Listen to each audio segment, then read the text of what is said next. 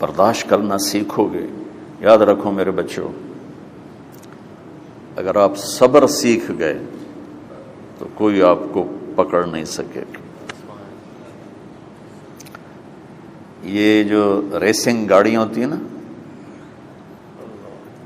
فراری اور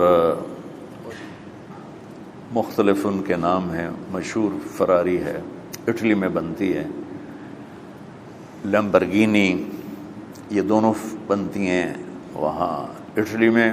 اور اس میں جو آدمی جا رہا ہو اس کے لیے سپیڈ لمٹ کی قید کوئی نہیں، ورنہ سب گاڑیوں پہ 120 کلومیٹر پر کے اوپر جائیں گے تو جرمانہ ہوگا. لیکن جو آدمی لیمبرگینی میں جا رہا ہے یا فراری میں جا رہا ہے اس کے لیے کوئی جرمانہ نہیں، چونکہ وہ یوں کرو تو 1 سیکنڈ میں وہ 120 پہ چلی جاتی ہیں، صرف اتنا کرنے سے شو ایسے جاتی ہیں. تو میں آپ کو ایک لیمبرگینی دینا چاہتا ہوں، فراری 8 کروڑ کی ہے، فراری 8 کروڑ کی گاڑی ہے فراری. کئی دفعہ وہاں جب جاتا ہوں تو کوئی نہ کوئی بٹھا دیتا ہے، یہ آپ کو ذرا سیر کرائیں. وہ ہمارے کو تو شوق کی کوئی چیز ہے نہیں، وہ نوجوانوں کے شوق کی چیز ہے. تو 8 کروڑ کی گاڑی ہے، میں مفت آپ کو دے رہا ہوں، وہ ہے صبر. آخرت کے سفر میں اگر تیز چلنا چاہتے اور سب سے آگے نکلنا چاہتے ہو تو صبر کی فراری پہ سوار ہو جاؤ. تمہیں کوئی پکڑ نہیں سکے گا، تمہارے کوئی قریب بھی نہیں آ سکے. کہ دنیا میں صبر کرنے والوں کا قحط آ گیا ہے. بڑے بڑے علماء ہیں اخلاق سے خالی، بڑے بڑے علماء ہیں صبر جانتے ہی نہیں، اور پورا معاشرہ سر علماء، تم کل کے علماء ہو اس لیے علماء کی بات کر رہا ہوں، ورنہ پورا معاشرہ میرے بچوں صبر سے خالی ہے. تم سیکھو.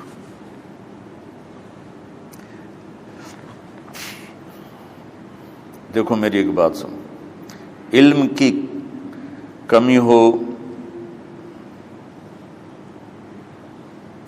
تو اچھے اخلاق اس کو چھپا دیتے ہیں، اخلاق کی کمی ہو تو بڑے سے بڑا علم بھی اسے چھپا نہیں سکتے. سارے عیب ہوں اور اخلاق اچھے ہوں تو اخلاق وہ چادر ہے جس میں سارے عیب چھپ جائیں گے، اور ساری صفتیں ہوں اور بد اخلاق ہو تو ہر صفت کو بد اخلاقی چھپا دے گی. میرے نبی نے نماز لمبی پڑھی، اللہ نے روک دیا، کہ نہیں چاہیے. ما انزلنا علیک القرآن لتشقی، مختصر نماز پڑھیں، درمیانی نماز پڑھیں. پیسہ سارا خرچ کر دے، اللہ نے روک دیا. ولا تبسطھا کل البسط، میرے نبی سارا خرچ نہ کرو، کچھ بچا کے بھی رکھو. تبلیغ میں اپنی جان کھپائی، اللہ نے اس سے بھی روک دیا. فلا تذهب نفسک علیہم حسرات، تبلیغ کرو خود نہ مر جاؤ. تبلیغ کتنا بڑا عمل ہے، اللہ نے کہا اعتدال. نماز کتنا بڑا عمل ہے، اللہ نے کہا درمیانہ ہاتھ رکھو. مال خرچ کرنا کتنا بڑا عمل ہے، اللہ نے کہا درمیانہ ہاتھ رکھو. جب میرے نے میں نے اخلاق میں بلند پرواز دکھائی تو اللہ نے کہا شاباش انک لعلی خلق عظیم. میرا نبی میں آپ کو شاباش دیتا ہوں، آپ کے اخلاق بڑے عالی شان. یہ نہیں کہا کہ اتنے بھی ذرا تھوڑا اکھ بھی کھائی کر، کوئی کوڑا ہویا کر. تو تم مولوی بڑے غصیلے ہوتے ہو. تم میرے بچے بیٹھو نا، اس لیے بات کر رہا ہوں. صبر نام کی شے ہی نہیں ہوتی. فقہ پڑھنا تو ہماری مت ماری جاتی. قرآن کو بھی فقہ کے انداز میں پڑھتے ہیں، حدیث کو بھی فقہ کے انداز میں پڑھتے ہیں. بخاری سے زیادہ امام بخاری پڑھاتے ہیں.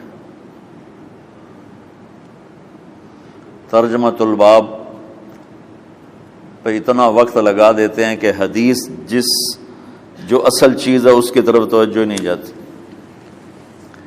امام بخاری کی کتاب کا مقدمہ کوئی نہیں، تو اس پر جب بخاری شروع ہوتی ہے تو ہفتہ ہفتہ اس پہ سبق چلتا ہے کہ امام بخاری نے مقدمہ کیوں نہیں لکھا، جی میں سارے مل کے یعنی امام صاحب نے تو گلاں کی جان۔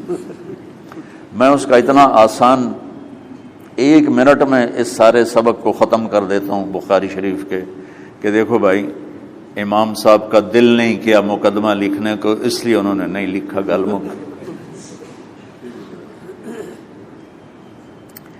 ایک حدیث کے عنوان اور حدیث میں جوڑ نہیں تھا، تو شیخ رمزی بہت بڑے فاضل آدمی ہمارے فیصل آباد، میں نے کہا شیخ یہ جوڑ کوئی نہیں، کہ شیخ ھذا من اصعب ابواب البخاری، یہ بخاری شریف کے مشکل ترین ابواب میں سے۔ میں نے کہا بڑا آسان کام ہے، امام بخاری بھول گئے، ترجمہ کوئی اور تھا، حدیث کوئی اور لکھ دی، بھول گئے، بشری تو ہیں، کیوں بچوں نے مصیبت پان دیا۔ تو بچوں شوق سے جاؤ، بہانے نہ کرو، ہماری ذرا تھوک ڈال کے پیٹ میں درد، وہ شامہ پہ جان گیا پھر توڑیاں، ٹھیک ہے نا۔ میں زیادہ بول نہیں سکتا ہوں، ضروری سمجھ کے آیا تھا کہ تم خوشی سے جاؤ۔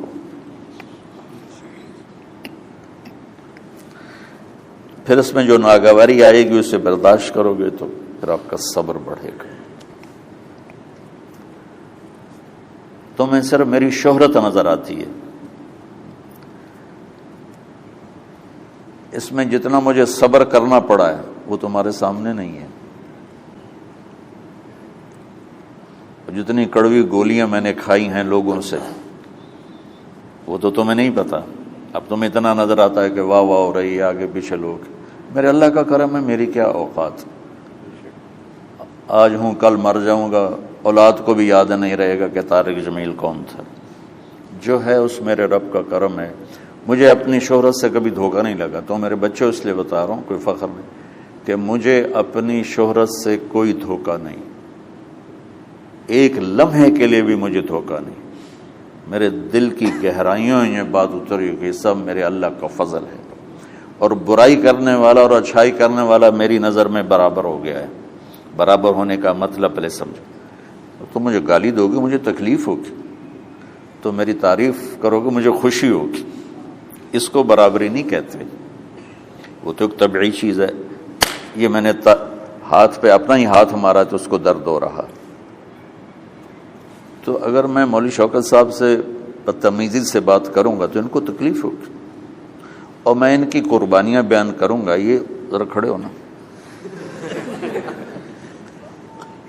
ادھر ہاتھ دو، یہ اس سارے نقشے کے بانی ہیں، یہ پہلی اینٹ ہے۔ یہ 3000 روپے اس وقت لے رہے تھے 1985 میں 86 میں کراچی،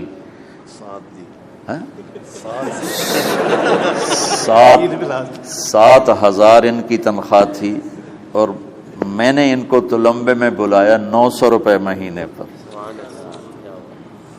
کتنا فرق ہے 7,000 اور 900 کا؟